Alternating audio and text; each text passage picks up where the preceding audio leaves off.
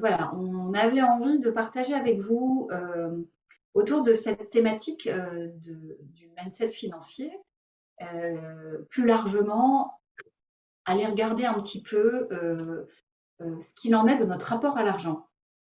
Alors, quand on entreprend, évidemment, on peut dire, le nerf de la guerre. Et vous allez voir que dans tout ce qu'on va se dire à présent, chaque mot a son poids.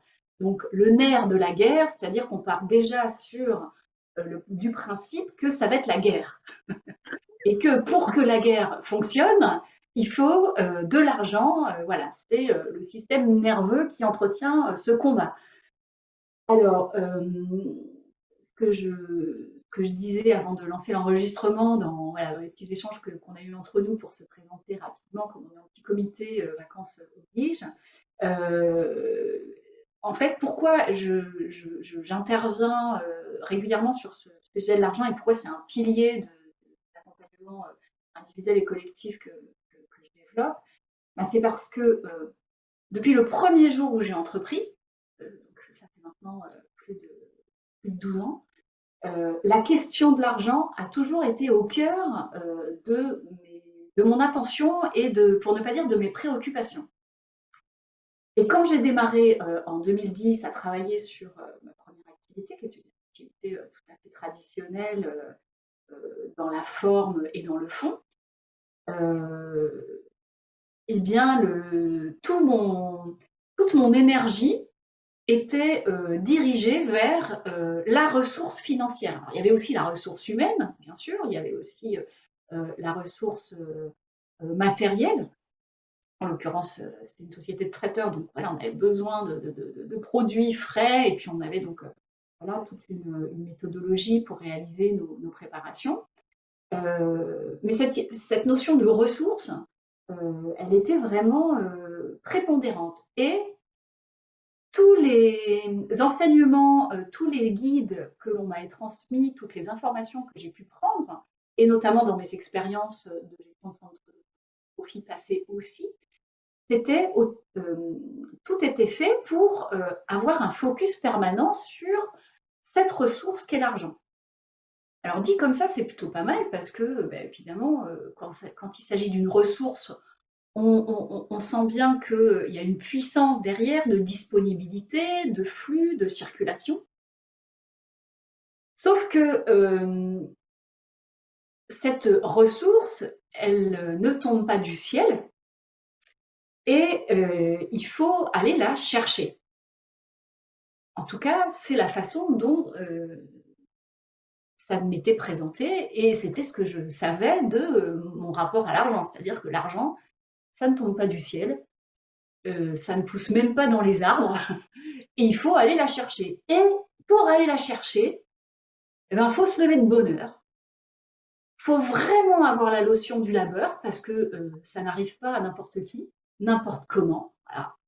Donc, il y a de la difficulté pour pouvoir connecter à cette ressource. Et on n'en donne pas à n'importe qui. D'ailleurs, on n'en donne pas, on en prête. C'est pas pareil. Ok, bon, en même temps, c'était la règle et la règle de l'entrepreneuriat traditionnel aussi. Hein, je pense que ça ne surprend pas en tout ça. Donc, bah, j'y suis allée, à fleur au fusil, voilà. Donc, je suis allée chercher le nerf de la guerre. Je m'y suis attelée. J'avais peut-être un peu la fleur au fusil. D'ailleurs, c'est ce qui m'a aussi permis de faire des choses un peu plus romantiques et poétiques parce que sinon, ça peut vraiment devenir très terre à terre. En tout cas, c'était un sujet sérieux. Et je me suis rendu compte, donc tout s'est bien passé. Alors, il y a eu des périodes avec, il y a eu des périodes sans. Moi, personnellement, en tant que dirigeant féminin, et c'est aussi une des raisons pour lesquelles j'en parle autant et si facilement, c'est qu'en tant que dirigeant féminin, j'avais quand même une grosse tendance à le regarder passer. Voilà. Donc, à le distribuer à mes fournisseurs, à mes prestataires, à mes collaborateurs, à l'État, voilà. Et puis, bah, à chaque fois, moi, il restait quand même pas grand-chose pour moi. Et à un moment donné, quand le labeur était au rendez-vous, que je me suis levée tôt pendant des années, que j'ai assumé toutes mes obligations, etc. Je me suis dit, ok, là quand même, ça commence un peu à suffire, cette histoire de ça ne passera pas par moi. Hein, célèbre slogan qui pouvait avoir cours à un moment donné concernant une maladie, mais concernant l'argent, moi, ça m'allait pas du tout là. J'avais vraiment envie de me brancher au système, et puis j'étais en plus épuisée. Et donc, quand on est épuisé, en général, on n'a plus vraiment eh bien, le bon mindset pour regarder les choses autrement. La vie a fait que cette activité, voilà, je suis passée à autre chose. Et quand j'ai vraiment décidé, alors Women Action, ça a été d'ailleurs un des piliers de ma décision, c'est-à-dire que le mentoring tel que je l'avais proposé à Mélanie pour développer Women Action, ben, c'était vraiment viscéral pour moi. Et du coup, j'avais vraiment envie de partager avec mes pairs, dont vous êtes, mes difficultés, mais aussi mes compréhensions et mes réflexions. Et donc, j'ai bossé sur mon rapport à l'argent. Mais ça fait plusieurs années maintenant. Et c'est ce qu'on va explorer ensemble dans ce thème. Et vous comprendrez pourquoi je vous raconte tout ça. J'ai bossé parce qu'en fait, avant de me rendre compte, je me suis dit, c'est pas possible que ça ne soit que comme ça que ça fonctionne. Parce que moi, je réussis, là où d'autres échouent. À certains moments, on me prête, donc j'ai levé des fonds, on me prête des sommes sur ma bonne foi, parce que j'ai encore rien prouvé en tant que tel. Enfin, ça, c'était ma vision des choses. À d'autres moments, j'aurais aimé qu'on me prête de l'argent et on m'en a pas prêté. Et j'ai eu le sentiment que il n'y avait pas de règles. On nous fait croire qu'il y a des règles. En tout cas, c'est mon analyse que je vous livre là. Et je me suis dit, mais les règles, si elles sont les mêmes pour tout le monde, ou alors il y en a, mais ce ne sont pas les mêmes pour tout le monde. Et pourquoi de temps en temps ça marche pour moi et d'autres fois ça ne marche pas, alors que j'ai pas l'impression d'être différente ou de m'être comportée autrement. Et du coup, c'est ce qui m'a vraiment incité à aller voir ce que c'était que cette question autour de l'argent. D'abord, ce que c'était que l'argent, ce que c'était que notre rapport à l'argent, mon rapport à l'argent. Et c'est de là qu'est sortie la notion de mindset financier. Et c'est vraiment ça que j'ai envie de partager avec vous aujourd'hui. Alors, je vais vous partager un petit support. Voilà. Est-ce que tout est OK? Oui. Ouais. Oui. Okay. Voilà. Alors, donc, je vous ai dit que ça allait être participatif et qu'on va vraiment partir sur... Alors évidemment, j'ai ressorti 3 grandes clés et je vais vous les donner, rassurez-vous. Mais avant ça, c'est important que ce que j'aimerais que ce avec quoi j'aimerais que vous repartiez, c'est une analyse de votre situation actuelle. Mais on ne va pas parler de votre situation comptable. Ça, on pourrait en parler par ailleurs, et notamment Caroline, par rapport à ta question. Il y a effectivement qui était est-ce que mon activité est viable, voilà. Il y a des éléments tout à fait tangibles et concrets à apporter à ce type de questions. Et il faut évidemment les regarder parce que c'est important, parce qu'on parlait de règles, je vous parlais de règles du jeu, et bien c'est comme ça que ça fonctionne. C'est-à-dire que si on veut rentrer dans la danse, entre guillemets, de l'argent, eh bien il faut connaître les règles et jouer à minima avec les règles de base. Pour autant, ce qu'on va regarder ensemble aujourd'hui, c'est plutôt ce que jusqu'à présent, vous vous doutiez peut-être, mais que vous n'avez pas regardé droit dans les yeux. La première chose, je vais vous demander, à chaque fois je vais vous laisser 1 minute et puis je vais vous laisser la main pour dire à voix haute, sachant qu'on va toutes dire la même chose parce que tout se recoupe. Réfléchissez sur ce qu'on vous a dit sur l'argent, peu importe le contexte. Et vous le notez. 3, 4, Voilà, et laissez agir la spontanéité, parce que ça, vous le savez au fond de vous. Hein. Ce qu'on vous a dit sur l'argent. Alors, ça peut être évidemment dans votre famille, vos parents, vos grands-parents, ça peut être votre premier employeur ou votre première expérience professionnelle. C'est même si vous avez voilà, le premier stage dans lequel que vous avez réalisé, peut-être dans une circonstance particulière. Mais ce qu'on vous a dit sur l'argent, depuis que vous vous en souvenez, voilà, les choses qui vous ont marqué. Est-ce que vous avez déjà quelques éléments à partager? Ouais. Vas-y, Julie. Ah déjà, ouais, dans la famille, c'était vraiment, il fallait bosser dur. C'était vraiment une valeur importante. C'est-à-dire qu'en allemand, le seul mot que je connais, c'est Arbeit. Comme ça, déjà, ça tenait Arbeit, Arbeit, Arbeit. Il fallait faire des heures supplémentaires pour se faire remarquer. Et donc, la valeur travail, elle a été très, très importante, en tout cas, dans mon éducatif.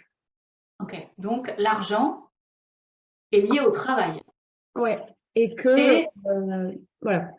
Et le travail très impliquant, c'est-à-dire qu'il fallait voilà, donner de sa personne. Ouais. Et plus on donne, plus on se fait remarquer et plus on peut potentiellement évoluer dans une société, se faire remarquer, avoir des responsabilités, être mieux payé, etc. etc. Voilà, être légitime pour obtenir plus d'argent. Ok, merci beaucoup. Moi, je veux bien donner la suite.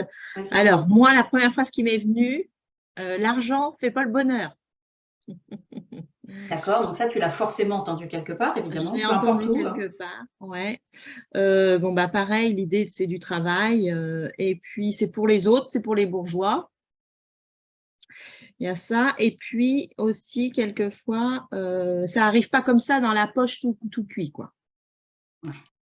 Ça se mérite. Voilà, ça se mérite, ça ne tombe pas tout seul, du ciel. Ça ne tombe pas tout seul. Il faut être acteur.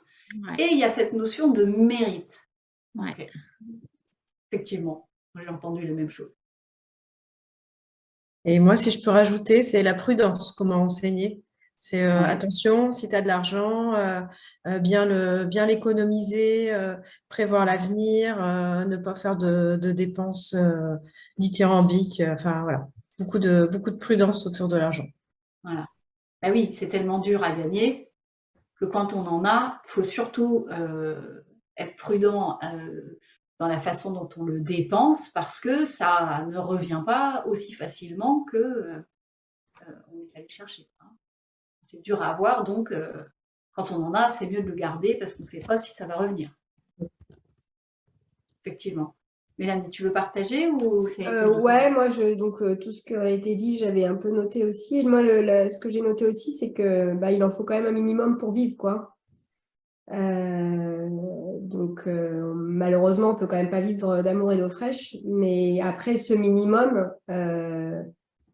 comme tu vas sûrement peut-être nous l'expliquer, mais un minimum pour moi ne sera peut-être pas le minimum pour mon voisin. C'est ça, c'est ça. Voilà. Selon les contextes dans lesquels on a grandi, évolué, le minimum des uns peut tout à fait être le maximum des autres. Exactement. Donc ça, c'est ce qu'on vous a dit sur l'argent. Et d'une certaine façon, ce qu'on vous a appris à faire pour gagner de l'argent. Alors, posez-vous la question par rapport à vous et à là où vous en êtes aujourd'hui. D'accord ? Ce que jusqu'à présent, vous avez toujours fait pour gagner de l'argent. Donc, Julie, tu disais, ben voilà, il y avait cette notion de labeur, de travailler dur. J'en ai une autre. De montrer, j'en doute pas. Oui, mais une notion qui n'est pas forcément... En fait, dans ma famille, je ne noterai pas, même si les personnes sont décédées depuis longtemps même, très jeune, en fait, il y avait une notion pour moi d'injustice parce que j'étais l'aînée de ma famille et mon arrière-grand-mère m'envoyait de l'argent à moi, mais pas à ma petite sœur. Donc, c'est ce que je comprendrai plus tard, le droit d'aînesse, mais quand même, j'allais donner mon billet de 100 francs à ma mère pour partager. Et puis, ça a continué comme ça, même petite, c'est-à-dire que elle me disait, si tu te mets pas à côté de ton grand-père, qui était son gendre, je te donnerai 50 francs. Enfin, voilà, donc c'était vraiment, il y avait une notion aussi de rapport à l'argent qui était pas très saine, parce que j'étais déjà très, très gamine, que j'ai quand même gardé, hein, malgré tout. Et j'ai compris qu'en fait, avec l'argent, en fait, on pouvait tout acheter, quoi. Ouais. Et même le sentimental, et du coup, après, bon, bah, j'ai fait le contre-pied. Enfin, voilà, il y a eu beaucoup de… Oui. Donc là, c'est vrai que ça rentre vraiment dans Et puis, dans ce c'était caché, prisme. c'était secret, il fallait pas que ma mère le sache. Bah, tu sais, c'était un peu… Ouais. Puis j'étais Donc, petite, quoi, hein, j'avais… pour gagner de l'argent, on peut cacher des choses, on peut faire plaisir à quelqu'un, même si c'est pas réglo ou voilà. Donc il y a effectivement des cordes sensibles euh, qui peuvent vibrer. Ouais. Mais même dans mes choix de métier, en troisième, enfin, voilà, du coup, j'avais ça en tête et j'avais le commercial, mais aussi l'artistique qui partait en premier. Et j'ai dit, bah, c'est pour faire un métier crève la dalle, que j'avais entendu de mon père. C'est pas la peine. Donc, du coup, tu t'exclus de certaines choses. Tu fais des choix par rapport à des valeurs fictives, entre guillemets. Enfin, Ok, super Ouais. intéressant. Merci Julie. Alors Allez-y. moi, oui, Ouais. moi, ce que je peux dire, c'est que, alors, ce qu'on m'a appris à faire, en fait, non, ce que j'ai compris, parce que ce que j'ai compris, c'est qu'il fallait faire des études pour pouvoir accéder à un métier, voilà, valorisé. En fait, ça n'a pas du tout marché, hein. J'ai une maîtrise en droit des affaires, et en fait, je pense que c'est plus une question d'attitude derrière, parce que j'ai jamais pu, j'ai toujours été sous-exploitée et sous-payée. Mais bon. Tout en changeant d'entreprise, hein, en plus régulièrement, mais j'étais toujours limitée.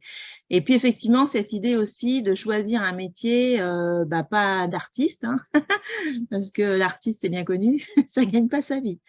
D'où peut-être ma reconversion aujourd'hui, qui suite à des événements de vie fait que je me suis plutôt réconciliée avec cette partie de moi-même un peu artiste, et de lui dire bah, je vais laisser vivre aussi cette partie-là en moi parce qu'elle fait partie de moi et que peut-être elle est plus valorisante pour moi, que je saurais plus me mettre en valeur aussi avec cet aspect-là. Ouais. Mais Alors, c'est l'idée de ce qu'on m'a appris à faire, c'est que si tu veux gagner de l'argent, bah, faut y aller, quoi. voilà. Et ça passe. Alors moi, je te rejoins là-dessus. Ça a été mon cas aussi. Ça passe par plus tu fais d'études, plus tu as l'assurance que ça va bien se passer pour toi. Je suis, je pense, un des cas où j'ai fait de longues études et ça n'a pas changé grand-chose dans les faits. Voilà, parce que toutes les études ne mènent pas à un métier Mais oui. tel que dans l'archétype de l'époque, en tout cas des années 2000, c'était voilà. Et surtout quand on est une femme. Bah oui, alors ça, j'en parle même pas. Enfin, ça, c'est un prérequis, hein. On n'a même pas besoin de leur préciser. Voilà, donc pour la personne qui vient de nous rejoindre, bienvenue.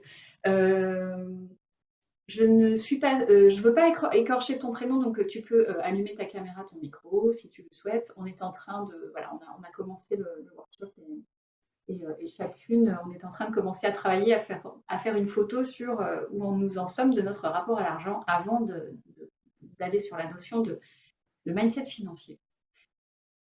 Violaine, vas-y. Ce qu'on m'a appris à faire, c'est effectivement à travailler. Et la preuve, c'est que j'avais mon argent de poche en fonction de mes notes.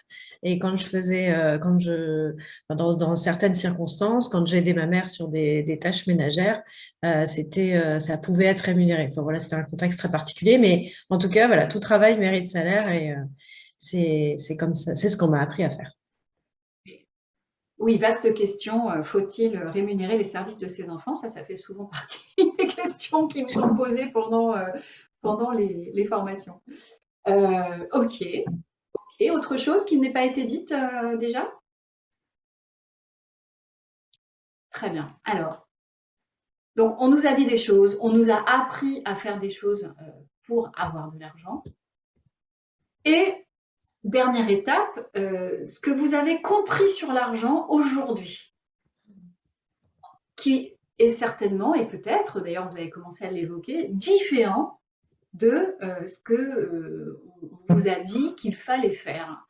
Voilà, votre expérience à la clé, vous avez vérifié un certain nombre de choses par vous-même et de fait, où en êtes-vous aujourd'hui? Quelle est votre vérité actuelle sur l'argent? Et ça, c'est fondamental. Quand on commence à travailler sur son mindset financier, c'est fondamental de faire un instinct, d'arrêter le temps, à un moment donné, voilà, pour pouvoir savoir d'où on repart. Tout ça, c'est des croyances limitantes. Et en fait, du coup, les limites qu'on s'impose, ça sera les limites, ça sera notre plafond de verre, quoi. Bah, après, c'est le constat aussi, grâce à Internet, hein, personnellement, c'est que j'ai constaté qu'il y a beaucoup de gens qui réussissent à sortir leur épingle du jeu, peu importe la manière, c'est pas la question.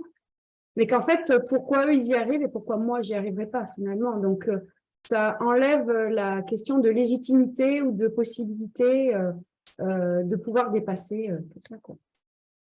Donc, si je comprends bien, ce que tu veux dire, Julie, c'est que finalement, aujourd'hui, tu te rends compte qu'il n'y a pas que les vérités que tu pouvais avoir auparavant ne sont plus forcément. Enfin, tu trouves des contre-exemples qui t'ouvrent d'autres portes, d'autres perspectives. Oui, bah en fait, je fais un travail sur moi en parallèle de développement personnel et ça m'a aussi permis de me rendre compte de tas de choses et de voir que tout ça, c'est juste bâti sur juste un point de vue des croyances de personnes qui étaient dans ma famille, dans les éducateurs ou l'école ou autre. Et c'est pas eux qui ont la vérité puisqu'il y a d'autres façons de voir et de faire surtout maintenant, en fait. Enfin, il y a d'être, d'avancer vers... il y a beaucoup de choses qui s'ouvrent et en fait, au final, il y a des gens qui réussissent là où je veux aller. Donc, voilà, je prends modèle et je me rends compte que finalement, voilà, c'est affronter ses propres peurs, c'est sortir de sa zone de confort, c'est tester des choses et puis recommencer et puis se faire des expériences. Ok, donc là, tu es en train de tester une autre forme de vérité finalement que celle sur lesquelles tu t'es construite concernant l'argent. Oui, et je ne me limite pas par rapport au fait que je sois une femme, par rapport à mon âge, par rapport... je repars pas de zéro, je repars avec tout ce que je suis et finalement... ok. Voilà. Génial, merci. Est-ce que l'une d'entre vous veut partager quelque chose qui n'aurait pas été évoqué, que vous n'avez pas déjà évoqué antérieurement? Bah, après, oui, moi, je veux bien rebondir. Forcément, avec l'expérience et entre la sortie de l'école et justement l'éducation qu'on a reçue de nos parents, chemin faisant, on a forcément des choses qui bougent. On se connaît aussi souvent quand on avance dans le temps, on se connaît mieux. Et après, c'est vrai que après, pour moi, il n'y a pas de secret. Hein, il faut quand même, c'est quelque chose qui se construit dans le temps. Il y a un minimum à faire pour se bâtir ça. Mais par contre, moi, ce que j'ai aussi appris ces dernières années, c'est qu'il n'y a pas que le travail qui peut rémunérer aussi une source de revenus. C'est-à-dire qu'il y a aussi, on peut aussi installer d'autres choses dans nos vies qui fait qu'on peut avoir des revenus complémentaires sans toujours... parce que c'est vrai que surtout quand on est solo entrepreneur ou voilà, demain, je veux dire, nos jobs sont quand même très liés à nous. Donc, du coup, on peut se dire, bah, c'est bien joli, hein, tant qu'on est là, c'est bien, ça rentre, mais après, quid après pour la suite ou je sais pas, on a des périodes aussi où on a envie de lever le pied parce que c'est bien, travailler dur tout le temps, bah, c'est fatigant aussi. Donc, comment je pourrais faire pour avoir aussi des compléments de revenus qui viendraient sans que ce soit Mélanie toujours qui travaille derrière son ordi, quoi. Voilà, sans que effectivement il y ait une notion de action-réaction permanente tous les jours de 9h à 19h et si je loupe une journée, eh bien je loupe une entrée financière. Ok, ouais, super important ce que tu dis, très intéressant. Oui. Allez-y mesdames, avant que nous passions à la suite, si vous avez envie. Bah, moi, ce que je suis en train de comprendre là, parce que finalement, moi, je suis sortie du système dans lequel j'arrêtais pas, je tournais en rond et qui était de dire, mais enfin, pourquoi je ne suis pas rémunérée à ma juste valeur, enfin la valeur de mon travail. Donc, j'ai complètement fait un virage à 180 degrés. Et là, je suis en plein questionnement parce que je me dis, qui va vouloir payer pour ce que je propose? Vous voyez le truc, quoi. Et en fait, je me rends compte que c'est la posture qu'on a par rapport… parce que quand je vois les gens qui réussissent sur des trucs, je me dis, non, mais c'est incroyable, quoi. C'est incroyable de gagner sa vie, ne serait-ce que des youtubeurs, quoi, pour du vent. Je dis, mais en fait, le truc, c'est qu'ils y croient. Donc, je me dis, c'est ça qu'il faut développer, c'est être convaincu de ce qu'on apporte, quoi, et de ce qu'on vend.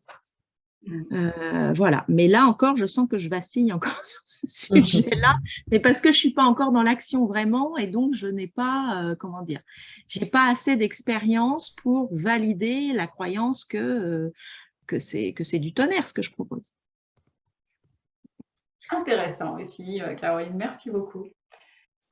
Vas-y, Violaine, je te sentais bien partie.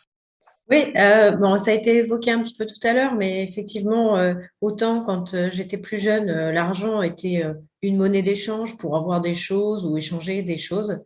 Et en fait, plus le temps passe, plus je me rends compte qu'il y a vraiment une notion d'énergie derrière ça. Il y a une toute autre dimension que tu évoquais tout à l'heure en disant que bah, tout est imbriqué. Et donc voilà, en fait, aujourd'hui, quand on sort un billet de 100 euros, bah, il y a plein d'autres trucs qui se mélangent avec ça. Donc c'est plus cette prise de conscience-là que j'ai faite, notamment quand j'ai décidé de me lancer en indépendante. Ok, top, ouais. Super. Super. Alors, Oureille, est-ce comme ça que ton prénom se prononce? Je ne sais pas si tu souhaites intervenir à ce stade. N'hésite pas. Pourquoi j'ai démarré cette thématique un petit peu différemment que d'habitude? Parce que finalement, au travers de tout ce que vous avez dit, eh bien, on a, je pense, une excellente synthèse de tout ce que l'on ressent, de tout ce que l'on peut avoir compris, de tout ce qu'on nous a dit concernant l'argent. Donc, on a un très bel instantané voilà, de l'état de fait moyen, dont je fais partie évidemment, dont je faisais en tout cas partie. Maintenant, je peux faire la différence dans cette relation à l'argent et notre rapport à l'argent eh bien, conditionne finalement ce que j'ai appelé notre mindset financier. Je retourne. Voilà, donc ce qui va être intéressant pour vous aujourd'hui, bah, c'est qu'on lève un peu le voile. Alors vous vous doutez bien qu'en 30 minutes, dont on a déjà mangé plus de la moitié, ça va être difficile de vous révéler tout ce que vous n'avez pas appris sur l'argent jusqu'à aujourd'hui. Mais en tout cas, sachant que vous en connaissez quand même certaines choses, mais c'est bien l'objet. Hein. C'est bien, en tout cas, avec ça que c'est bien ce que j'avais envie de vous offrir aujourd'hui et ce avec quoi j'ai envie que vous repartiez. Et je vais d'abord vous partager ma plus grande révélation concernant l'argent, puisque je me suis donc, je me retrouve antérieurement dans tout ce que vous avez évoqué. C'est que tout a changé pour moi le jour où j'ai compris, mais que j'ai intégré, ça a été vraiment une compréhension profonde, que gagner de l'argent ne dépend pas du tout de ce que je fais, mais de qui je suis. Qui je suis, de ce que je véhicule, de ce que je transmets, de ce que je propose, de la façon dont je me tiens, de ma posture, de la manière dont je suis engagée. Et pourtant, vous avez en face de vous quelqu'un qui a toujours énormément agi. Mon profil est dans l'action, et ça le reste. Hein, c'est pas parce qu'on travaille sur soi qu'on arrête d'agir, bien au contraire.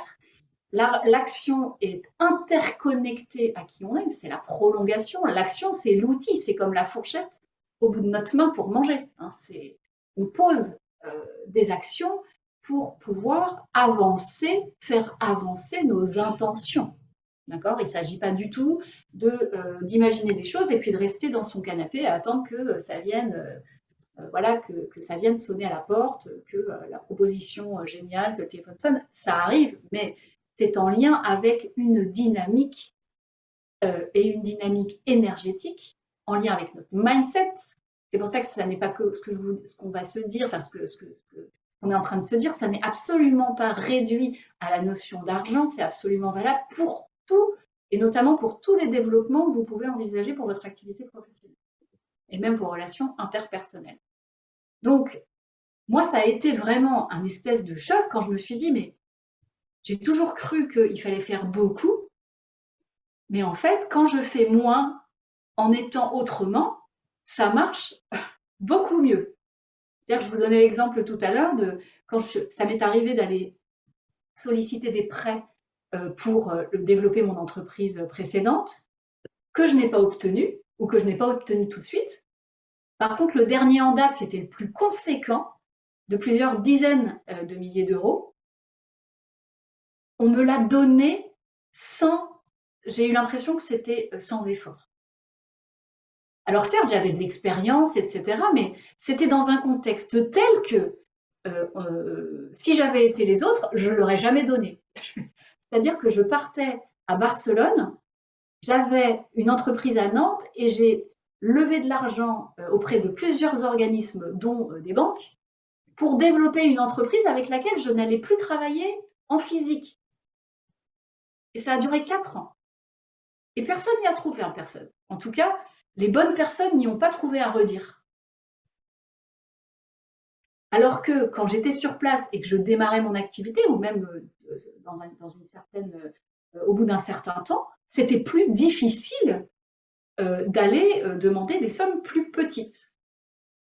Pourquoi? Parce que ça tenait à qui j'étais, à ce que j'émanais, à ma sécurité intérieure, à toute l'énergie que je pouvais vibrer, et non pas à toute l'énergie que je mettais dans l'action. C'est pas pareil.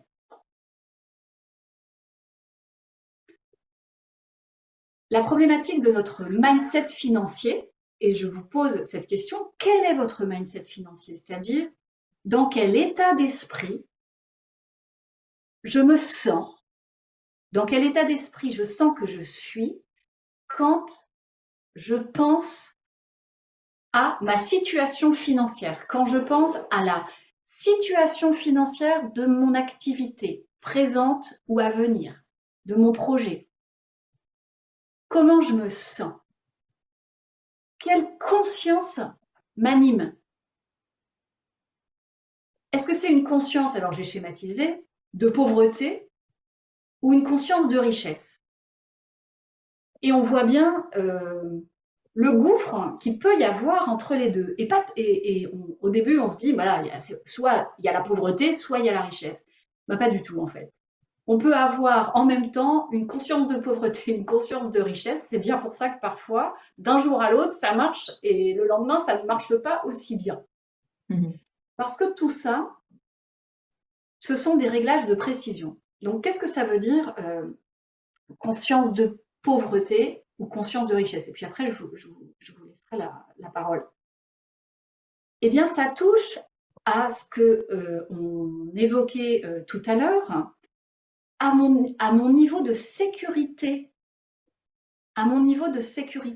et pas ma sécurité financière sur mon compte en banque. Ça, c'est une émanation de ma conscience de richesse ou de pauvreté, mais à ma conscience à mon niveau de sécurité intérieure. C'est-à-dire qu'il y a des moments où on peut avoir de l'argent comme on n'en a peut-être jamais eu, une activité qui fonctionne, des revenus récurrents, et pour autant, je reprends ton exemple Mélanie, même si ce n'est pas du tout ce que tu vis très certainement, mais c'est juste à titre d'exemple, et pour autant avoir le sentiment qu'on arrête, tout s'écroule. Il n'y a pas le trend, il n'y a pas le flow qui fait qu'on se sent en sécurité au global et qu'on n'a pas besoin de surinvestir ce que l'on doit faire, de dépenser une énergie incroyable pour obtenir un résultat. Et en fait, l'insécurité ou la sécurité financière, ça tient vraiment à la façon dont on se sent dans les situations. Mais au-delà de ça, avant ça, à la façon dont on se sent à l'intérieur. Est-ce que je me sens solide?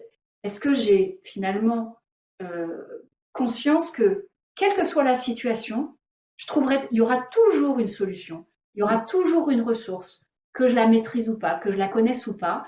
Je crois tellement en ma capacité de créer ma vie, de me mettre en lien avec les opportunités, que quelle que soit la situation financière dans laquelle je suis, il y aura une solution. Et j'ai pas besoin de la connaître. Et bien ça, c'est la conscience de richesse.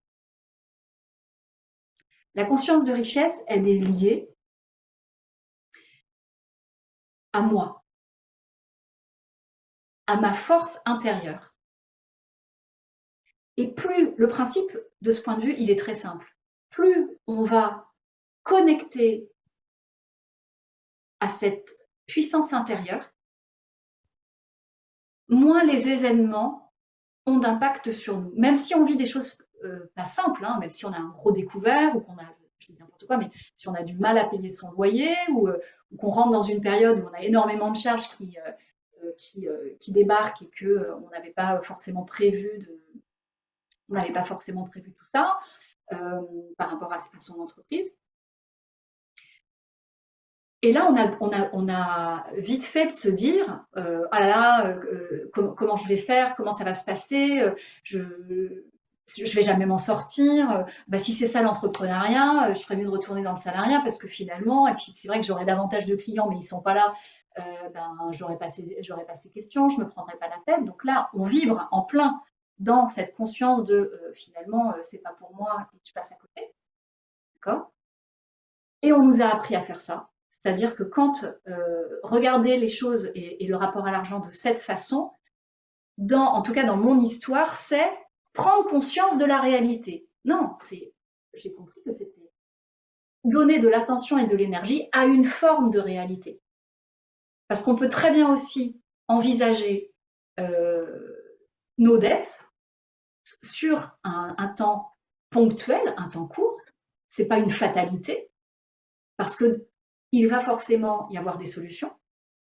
Je vais les mettre en place, mais je vais activer d'autres ressources, parce que j'ai une énergie propre qui fait que je suis à même de pouvoir connecter des personnes avec lesquelles je vais élaborer des solutions. Il y en a une, ça s'appelle un banquier, par exemple. Quand on va voir un banquier et qu'on a la posture de quelqu'un qui demande, qui vibre l'insécurité parce que je suis déjà pas sûre que ça fonctionne, mais finalement, est-ce que je suis au bon endroit, etc. Il se passe absolument pas la même chose, humainement parlant, que quand vous avez quelqu'un en face de vous qui vous dit « je suis convaincu que ça va fonctionner ». Alors évidemment, j'amène des chiffres parce qu'il a besoin de se dire qu'on les a à minima regardés. Mais comme de toute façon, ce sont des projections, ni lui ni vous ne sait si ça va se réaliser ou pas. Et de toute façon, un business plan, c'est tout en faux, parce que ça ne se réalise jamais comme on a envisagé que ça se passe. Hein. Mais par contre, avoir la conscience que c'est une vision des choses, que je me suis impliquée dans la réalisation de ce business plan et qu'en plus, je mets de l'énergie pour aller en ce sens, ben là, vous ressortez avec le prêt qui va bien. Donc, cette notion, vraiment, le mindset financier et cette notion de conscience, quelle conscience de l'argent j'ai, ça conditionne ma posture intérieure. Et ça, c'est vraiment, pour le coup, le nerf de la guerre, si je reprends l'expression. Alors, les fameuses 3 clés dont je vous ai parlé, qui ouvrent le mindset financier. Donc, pourquoi qui ouvrent ? Parce que vous comprenez bien, finalement, avec tout ce qu'on s'est dit, que il est question de comment je suis face au monde. Est-ce que je suis dans une énergie fermée ? Est-ce que je suis dans une posture où je suis recroquevillée et puis je suis une petite souris, je n'ose pas trop me prononcer, je n'ose pas trop parler de moi, je n'ose pas trop me mettre en avant, etc.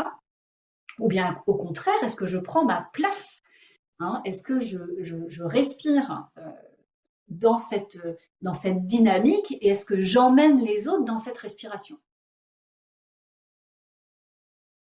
Donc,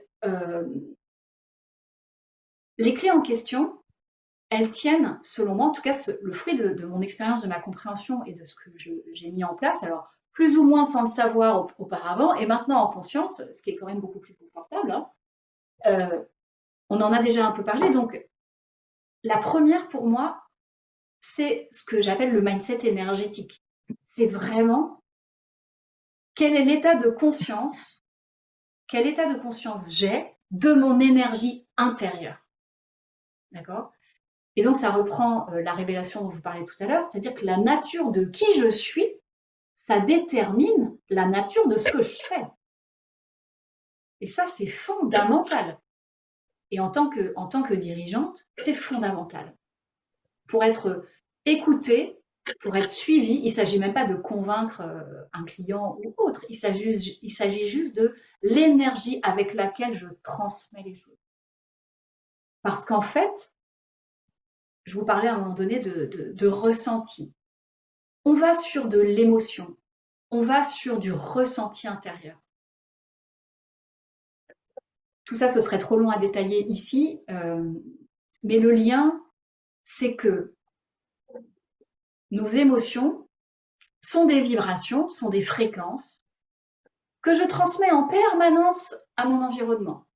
Alors, en direct, en différé, à distance ou en présentiel, peu importe. Ce que je vibre, je le transmets. Donc, quand je vibre, encore une fois, l'incertitude de la viabilité de mon activité, l'incertitude ou le doute sur est-ce que des gens vont acheter ce que je propose, est-ce que ça va intéresser, est-ce que je suis suffisamment ceci ou pas assez cela, eh bien c'est ce que je transmets. Et donc ça, on peut le transposer très facilement par rapport à l'argent.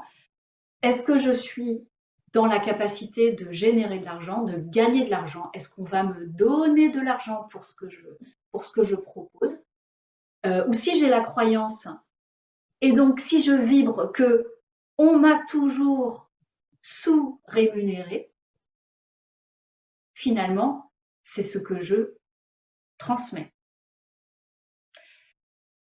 Donc ça, c'est une notion qui est également très importante. Et avec l'argent, ça n'est que ça. Ça ne fonctionne, j'ai envie de dire, presque que comme ça.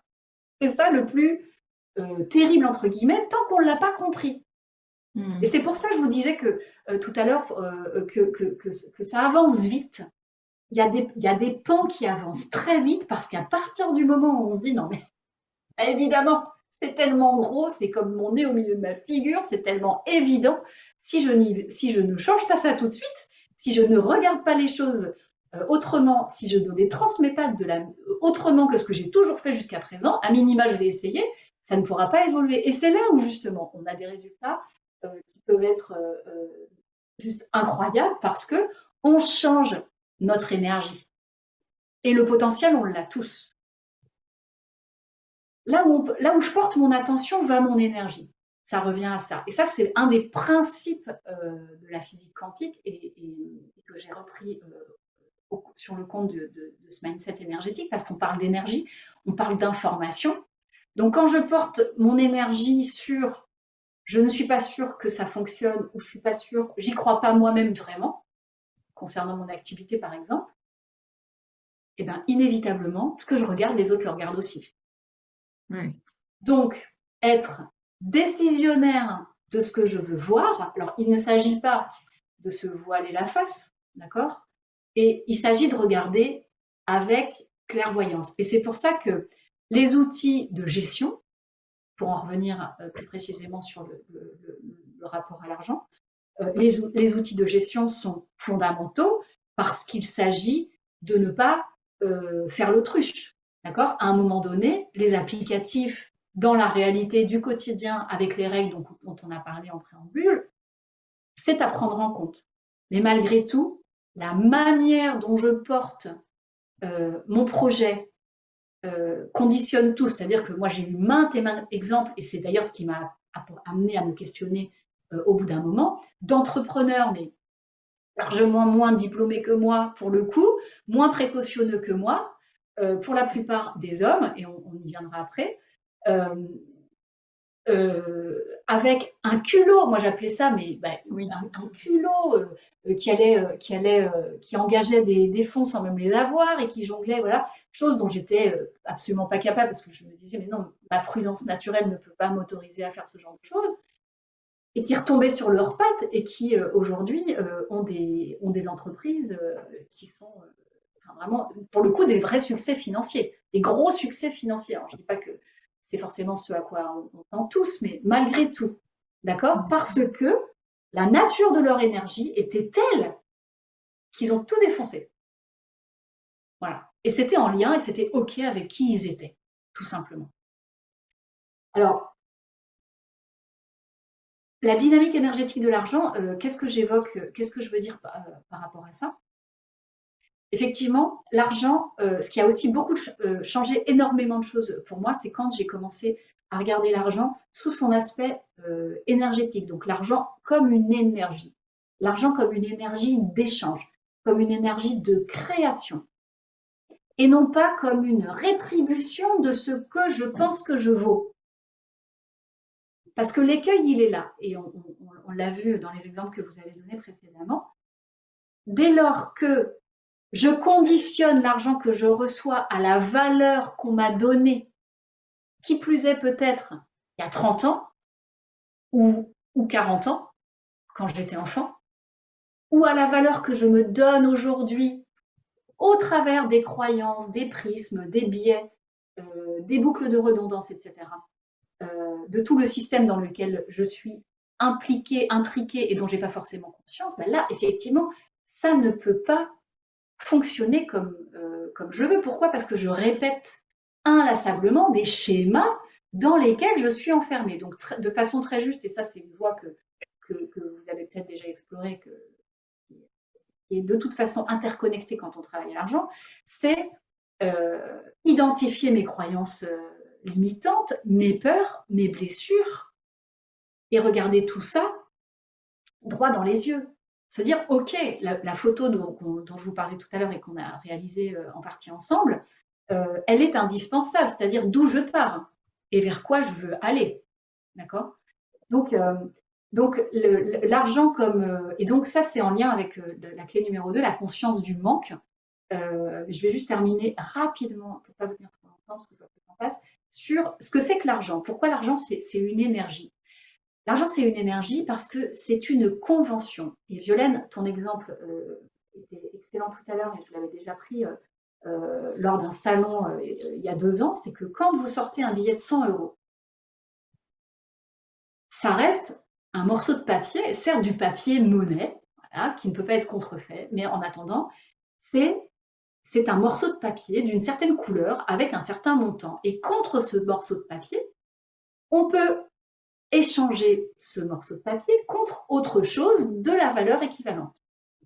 Voilà. Parfois même, on peut donner ce billet de 100 € et avoir quelque chose qui, à nos yeux, représente une valeur bien supérieure à ce qu'on achète matériellement.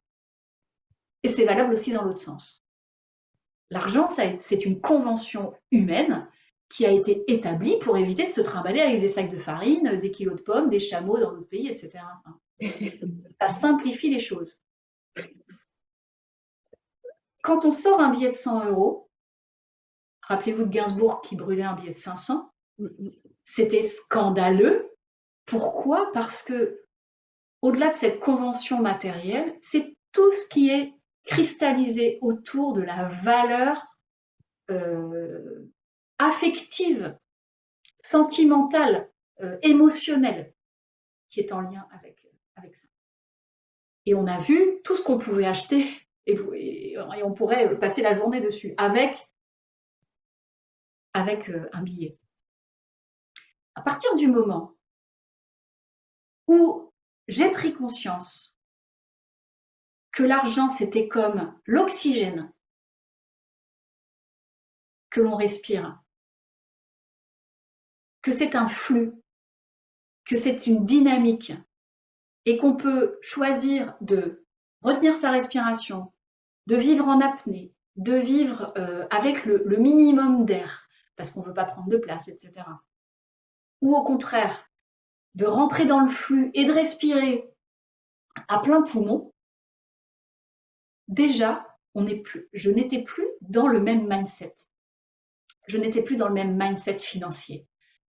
Moi, cette analogie avec la respiration, elle a été à un moment donné évidente pour moi. On peut même d'ailleurs, dans nos comportements par rapport à l'argent, le comparer à un conjoint. Et la conscience du manque, elle est vraiment liée à cette comparaison, pour la comprendre. Imaginez un conjoint avec lequel vous seriez économe, enfermant, dans la restriction, de tout, dans le contrôle de ce qui rentre et de ce qui sort, dans l'obligation de rendre des comptes en permanence, et à quelle heure tu rentres, et qu'est-ce que tu as fait de telle heure à telle heure, ou quelqu'un qui serait de cette façon vis-à-vis de vous. Ben là, on n'est pas du tout dans une relation équilibrée, sereine, épanouissante, dans laquelle on a envie de sourire et de respirer, dans laquelle on a envie de donner. On est dans la contraction. Et avec l'argent, c'est exactement pareil. C'est exactement pareil. Et quand on entre dans ce sujet de la conscience du manque, donc cette deuxième clé, de se dire, ok, donc c'est en lien avec ce mindset financier, c'est par quel bout je regarde mon rapport à l'argent. Est-ce que c'est par le trou de la serrure de ce que je n'ai pas, de ce que je ne pense ne pas pouvoir recevoir, de ce que je pense ne pas pouvoir me donner, ou bien au contraire, j'ai envie d'ouvrir et puis d'aller au contact et de faire l'expérience de plus. Donc ça veut dire plus parler de moi, plus transmettre mes convictions sur ce que je fais, aller au contact des gens, donc de l'énergie des autres, proposer mes services de façon plus nette, de façon plus précise. Donc, vous voyez bien que quand on met ça dans le cadre de l'activité professionnelle, forcément, ça ouvre des champs beaucoup plus vastes que le simple fait de se dire « j'ai les moyens, je n'ai pas les moyens financièrement ». D'accord ? Donc, travailler sur la conscience du manque, c'est s'ouvrir à ses ressentis, s'ouvrir à nos ressentis. Vouloir, c'est manquer. Qu'est-ce que ça veut dire? C'est qu'à partir du moment où j'exige quelque chose, ça implique inconsciemment qu'en fait, je pars du principe que je ne l'ai pas, puisque je le veux. Donc, on revient à la notion de la conscience de richesse et de la conscience de pauvreté, ça marche pareil. Donc, avant de revendiquer des choses, sous-entendu parce que je ne les ai pas, et que je vais vibrer ce que je n'ai pas, c'est beaucoup plus difficile d'aller les attraper. Je vais commencer par regarder où j'en suis, faire un état des lieux sur, ok, mon rapport à l'argent, les yeux dans les yeux avec moi-même, les blessures, les croyances, les peurs. Et l'élément fondamental pour aborder la conscience du manque, pour la faire switcher, évidemment, c'est de partir du principe que ça n'est pas une fatalité. Ça n'est pas une fatalité. J'ai la responsabilité pleine et entière de ma situation, de ce que je veux créer. C'est d'autant plus important quand on veut développer son activité. Donc, je ne pars pas avec un bras attaché dans le dos et à cloche-pied. J'ai envie de démarrer ou de continuer la course avec tous mes moyens physiques, toute mon énergie. Donc, je commence par regarder dans quel état est mon outil de course, d'une certaine façon. Mon corps, si je dois courir une course, mon mindset financier, si je veux développer une activité rentable, lucrative, qui tourne sans que j'ai besoin forcément tous les jours de l'associer au labeur.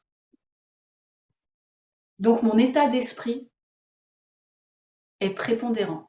Ensuite, petite alerte par rapport à ça, c'est bien de regarder ses blessures, ses croyances et ses peurs. Chercher à les guérir, définitivement à les éradiquer, c'est une illusion. Ça ne fonctionne pas comme ça. On les identifie, on les remet à leur place, on apporte des éléments de guérison, mais comme elles sont constitutives de qui nous sommes, de qui vous êtes et de pourquoi, de qui vous êtes aujourd'hui, puisque ce sont sur ces bases-là que vous êtes construit, il ne s'agit pas de les éradiquer. C'est comme vouloir faire taire son ego et son mental, c'est pas la peine. Ils ont un rôle. Vos peurs, vos blessures, vos croyances aussi. Par contre, les remettre à leur juste place pour permettre à l'énergie financière, à votre mindset énergétique, à votre mindset financier de se développer, ça a du sens. Ça a du sens.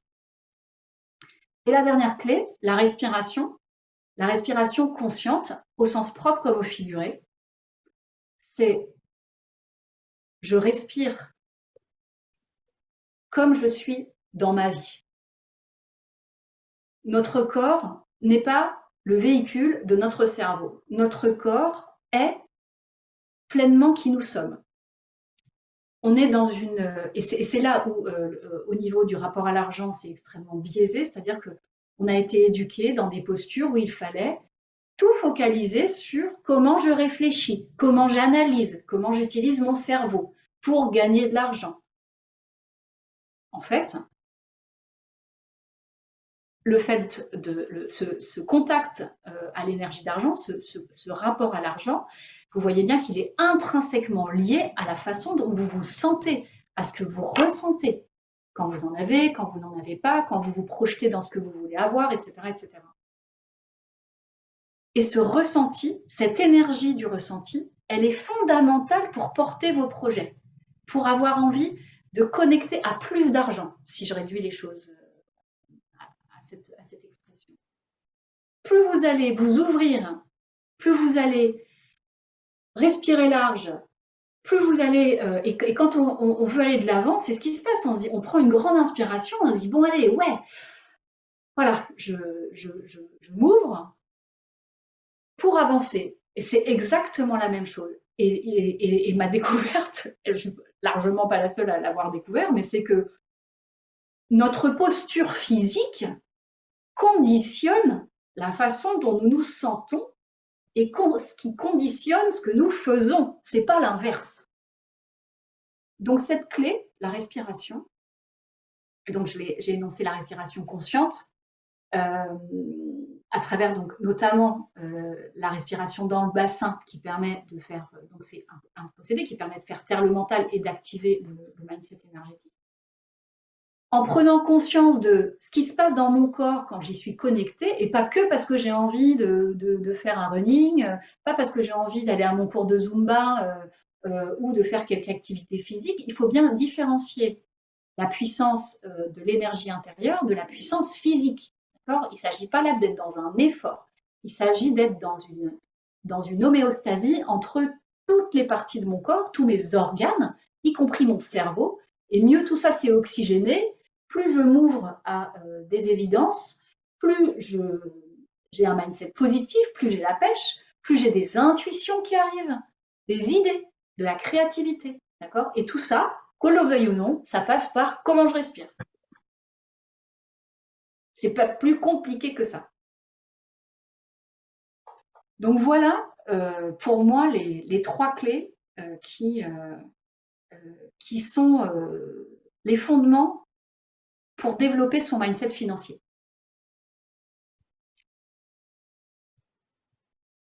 Du 12 au 31 janvier, je donne une formation à raison de 4 masterclass, une par semaine, plus tout un tas de workshops, d'échanges, de sessions, notamment de respiration, donc d'exercices tout à fait pratiques, pour mettre en œuvre tout ce qu'on vient de se dire, pour alchimiser tout ça et faire en sorte que vous puissiez être au fait de où j'en suis avec mon énergie financière, mon mindset financier. C'est-à-dire qu'avant de courir la prochaine course à laquelle vous vous destinez, c'est fondamental de pouvoir avoir une machinerie bien huilée et d'être à minima aux commandes de tout ce qui est disponible pour vous.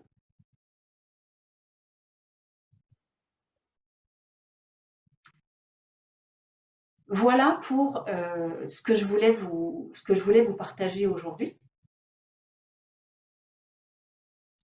Merci. Avec joie.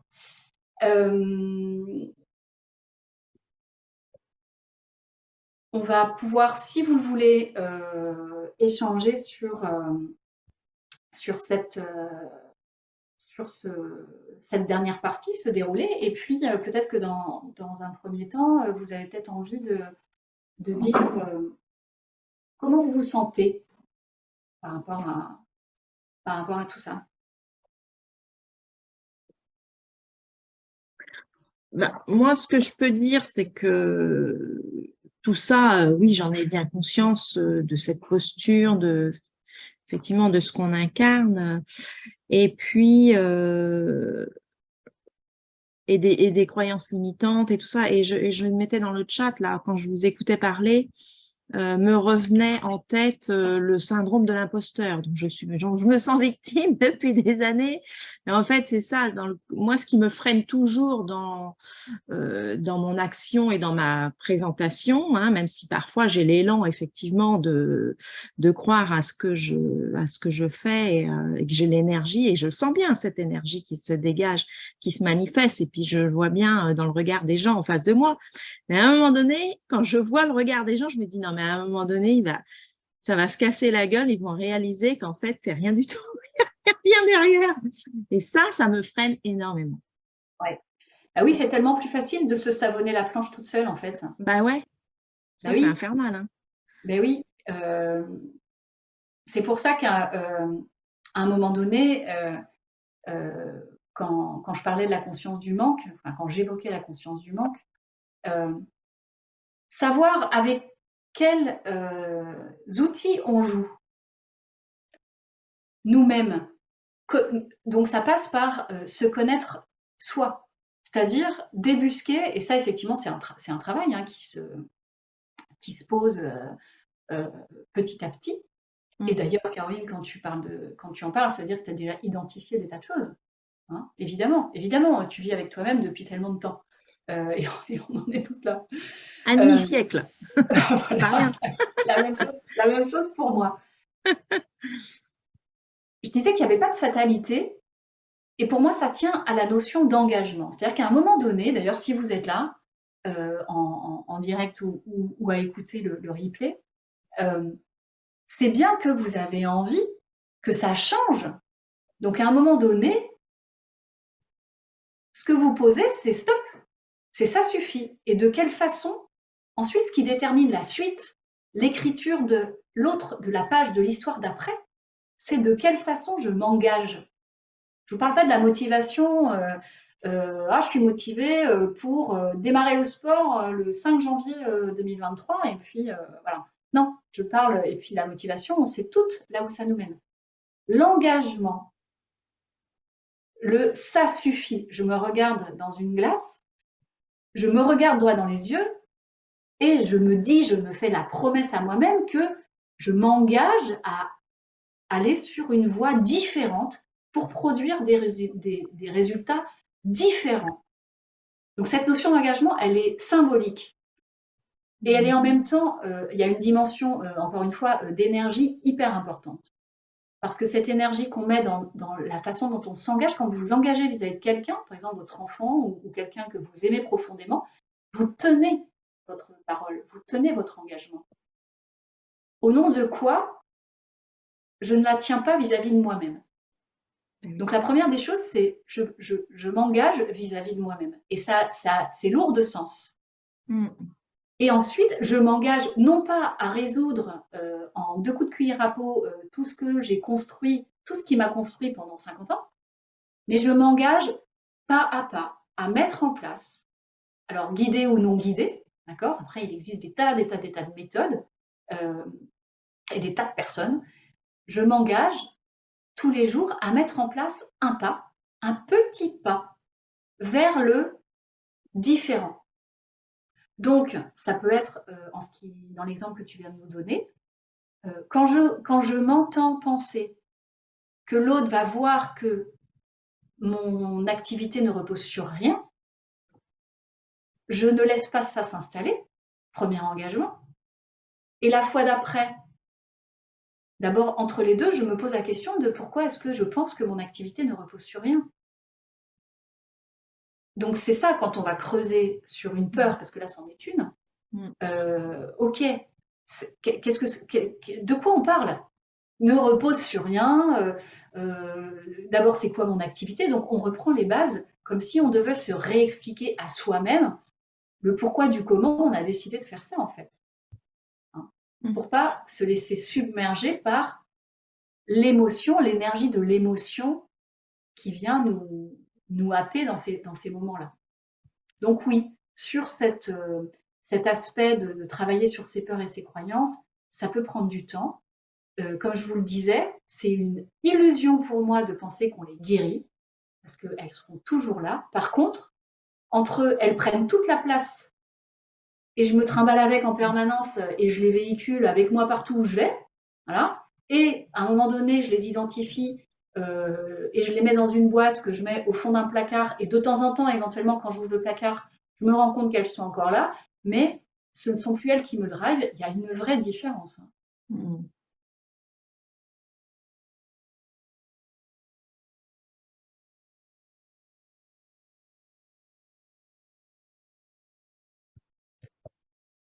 14h20, on a un peu dépassé.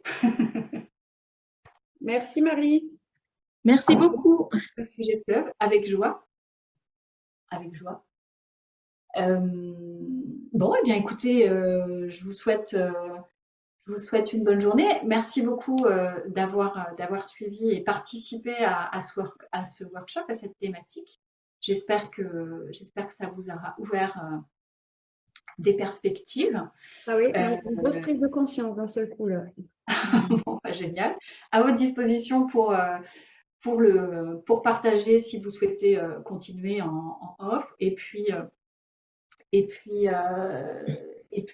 au plaisir de vous accueillir, si le cœur vous en dit, sur l'énergie money training, donc en janvier. Voilà. Merci Marie. bien.